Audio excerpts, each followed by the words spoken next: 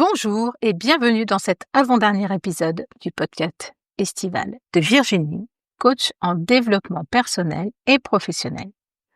J'espère que tu as apprécié ce petit temps un petit peu particulier du mois d'août et ces vocaux que je t'avais préparés et que tu te sens prêt à attaquer le mois de septembre de façon sereine. En tout cas, c'était mon intention quand j'ai préparé ces audios et ça fait toujours plaisir d'avoir des retours. Donc, si ça t'a plu, je serai heureuse de l'apprendre. Et si ça t'a déçu, n'hésite pas à partager parce que tout est améliorable. Donc, je prends aussi. Alors, comment te sens-tu? Que tu es repris ou pas encore? Est-ce que tu es toujours en forme? Est-ce que tu es déjà fatigué? Te souviens-tu de ta première rentrée? En tant qu'enfant, en tant que parent, en tant qu'enseignant si tu l'es? Oui, voilà, on arrive à la fin du mois d'août, j'avais envie de parler de rentrée. Personnellement, je n'ai aucun souvenir de ma première rentrée en maternelle.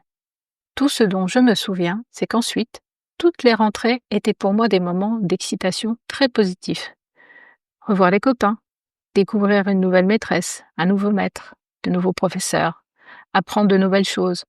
J'ai adoré l'école. Ensuite, j'ai vécu la rentrée de mon premier fils. Nous étions tous les deux, son papa et moi, avec lui ce premier matin. Nous sommes arrivés les premiers. Nous étions tout émus de découvrir la classe dans laquelle il allait passer sa journée et les suivantes, ainsi que sa maîtresse, sans doute bien plus que lui. Il s'est tout de suite assis à une table à laquelle il y avait des puzzles. Il adorait ça.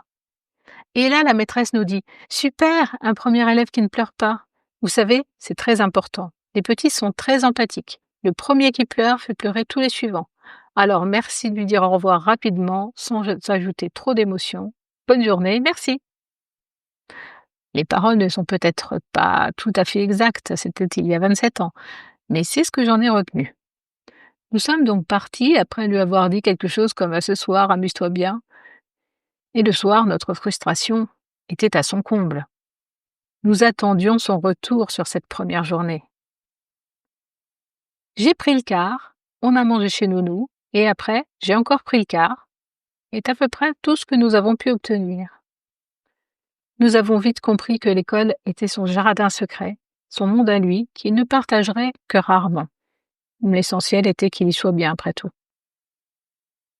La rentrée de mon second fils a été tout aussi facile. Nous avions déménagé entre-temps et il était dans la même classe que le fils de sa nourrice avec qui il s'entendait très bien. Découvrir un nouvel univers avec un copain, c'est chouette, non? La rentrée de mon troisième a été différente. Je venais d'être intégrée comme professeur des écoles stagiaires, l'étape entre le concours et la titularisation pour ceux qui ne connaissent pas, et je rentrais le même jour que mon fils. Je ne pouvais donc pas faire sa rentrée. Mes enfants étaient en centre de loisirs le matin et le soir à ce moment-là, et c'est donc l'animatrice qui l'a conduit à l'école. Le soir, je demande comment ça s'est passé. « C'était bien. Tu n'as pas pleuré ?»« Si, j'ai pleuré, » me répond-il avec un grand sourire. « Ah bon?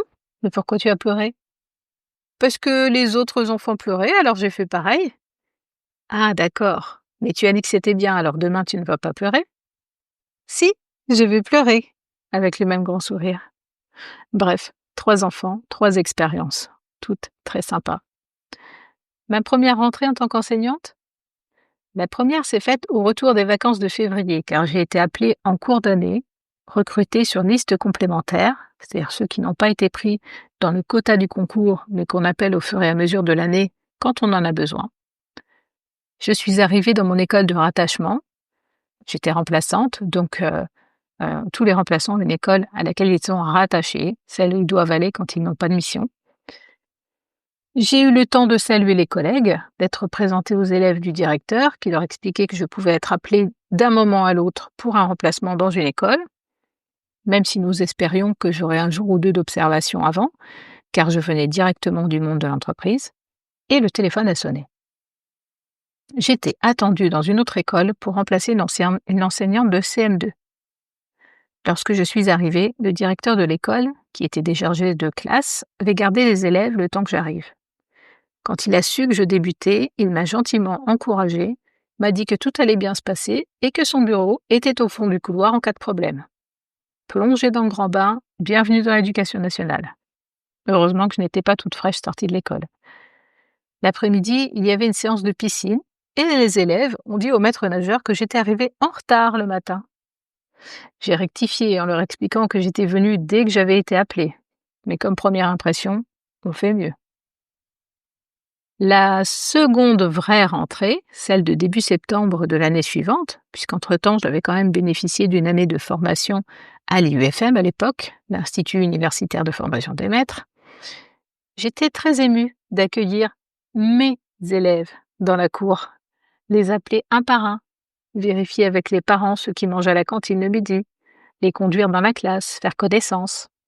Je pense que ce qui a toujours été le plus important pour moi durant toutes mes années d'enseignement, les jours de rentrée, c'est d'être attentive à chaque élève, que chacun se sente bien dans la classe, comprenne l'intérêt des règles de vie comme cadre nécessaire à la collectivité et se sente accueilli.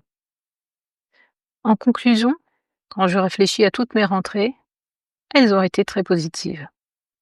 Quand j'entends des récits de concerts de pleurs des enseignantes de maternelle, de nuits difficiles et de matins en pleurs de jeunes mamans, de bras cassés dès le premier jour de rentrée, je réalise que j'ai eu beaucoup de chance.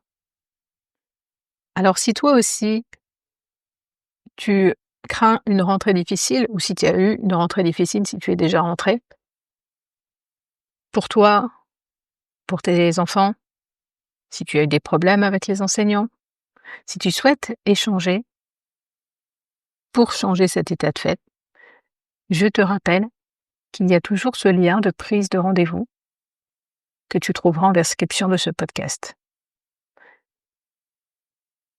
L'idée, ce n'est pas de changer les événements, mais de regarder ces événements autrement. Tout ça pour envisager des réactions différentes et plus adaptées. Et si tu es sceptique, une seule solution. Vérifie par toi-même en réservant un appel. Alors, belle journée, bonne soirée ou bonne nuit, et à demain pour le dernier épisode. Au revoir.